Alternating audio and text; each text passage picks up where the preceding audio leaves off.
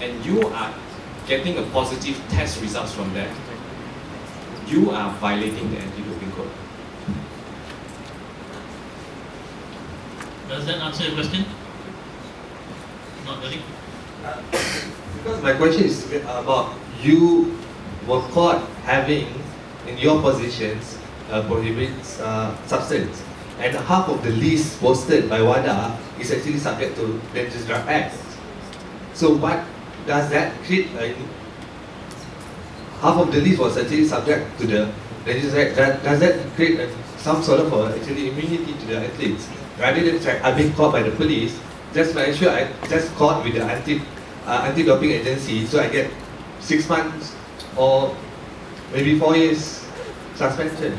No, there's no rule that deals with immunity. I mean, if you put in possession of drugs, then you'll be caught by the DDA itself. I mean, WADA is strictly just dealing with what is the substance that goes into your system, and what is the threshold that goes into it. I understand, again, it's not in your system. Under WADA, you actually have two limbs. One is in your system, another one is you having possession. My question is about having possession. Does Adamas, now okay, just move forward, does Adamas have actually responsibility to report an athlete to the local jurisdictions? One is found out that athlete having a possession of a illegal substance, which is actually also part of actually local jurisdictions. I think as for now, we don't have that actually. So before this, when we talked to the agency anti-drug, national AADK, the list that they have, even the steroid is not in their list. So not in their list.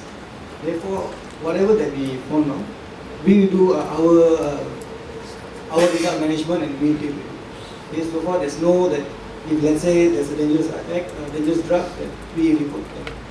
Okay? So far, so now we will deal with that. If it's under the sportsman's code. If I can just assist as well, the anti-doping board in Singapore, we've got someone who is actually from the law enforcement agency. Right? Although there is no requirement for the anti-doping board to report to the law enforcement agency, I can see a movement towards that, probably when the WADA revises the current code. Certainly what we have seen now is more cooperation between the NADO and the law enforcement agencies, but we've not quite reached there yet. With that, we've just got a small business of inviting Mr. Yip Henry just to present the token of appreciation to both speakers as well as the moderator, Xavier.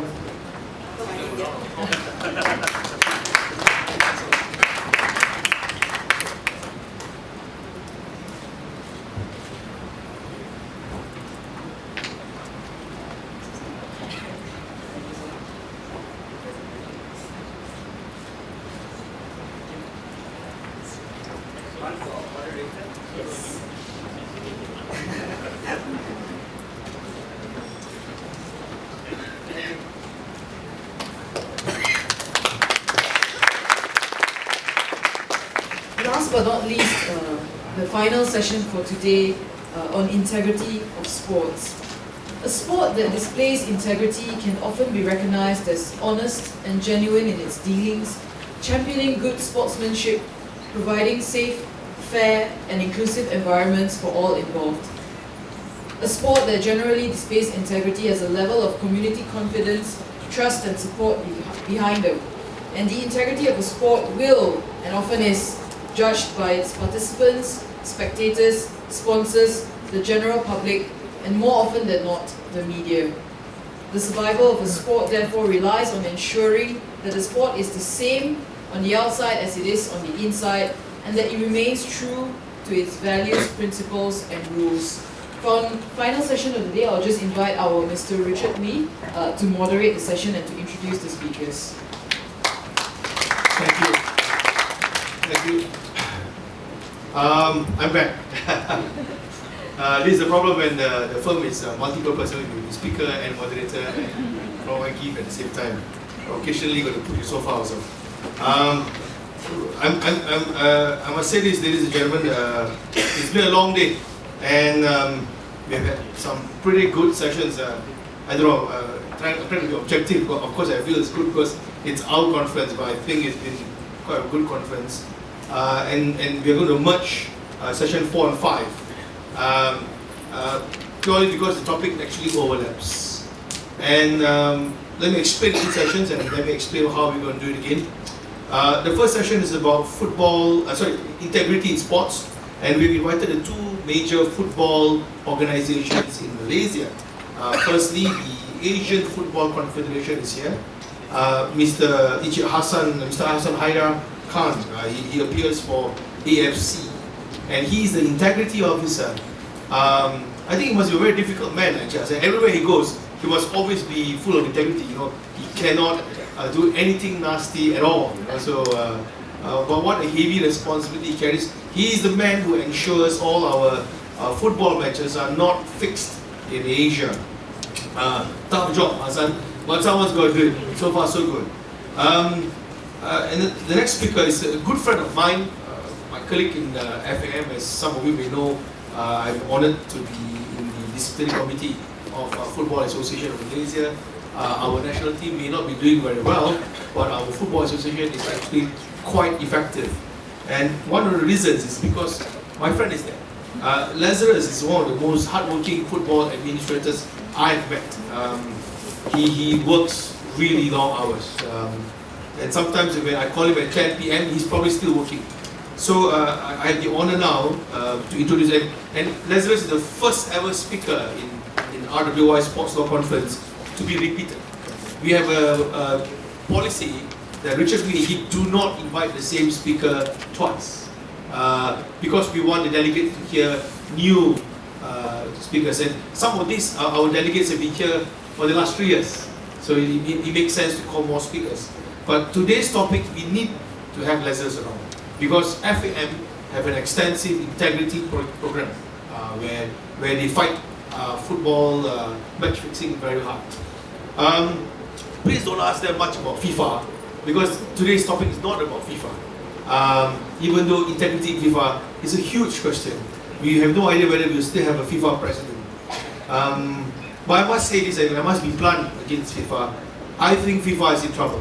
I think for a long time we all know FIFA is corrupt, and they have to do something about it, or else good organizations like AFC and FAM will suffer. So that's my personal view. The third speaker, in my view, is a hero. He is the man who speaks for people who can't speak, fight for people who can't fight, and he's been going around the country trying to defend his position. And I think he and Lazarus will have a lot of interesting conversations the last few years. And he's none other than the CEO of the Professional Footballers Association of Malaysia, my friend, Izham Ismail. He will today later speak to you about the difficulties and the problems that the footballers go through.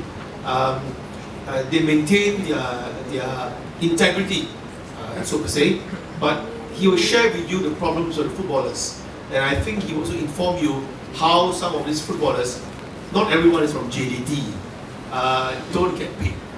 So he fights for them. So what I intend to do is I'm going to invite all 3 speakers up on the stage, and then we will then start off with Hassan providing his slides and explaining to you what AFC does for match fixing fight, and then followed by Lazarus, and we'll end the day by Izham. Now, even though we have 1.5 hours, if you all cooperate, we can finish early, go out and have teh tarik and go home. Right after this session, my learned partner will be giving his closing speech, and then we will end the day with a networking teh tarik, where we'll be serving some kuih Melayu and kuih Malaysia. So I think there's something to look forward to. So without much ado, can I first invite Hassan and Lazarus and Izham up on the stage. We can lap out the sofa. And I now straight away call upon Hassan, and the podium is yours.